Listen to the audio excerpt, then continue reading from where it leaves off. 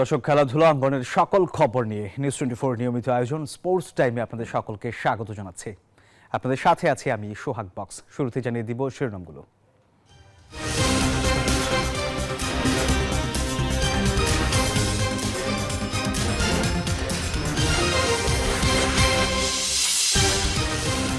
একদিন বিরতির পর আজ মাঠে গড়াচ্ছে বিপিএল। দুপুরে স্বাগতিক চিটাগং কিংসের মুখোমুখি বরিশাল, সন্ধ্যায় রাজশাহীর প্রতিপক্ষ খুলনা।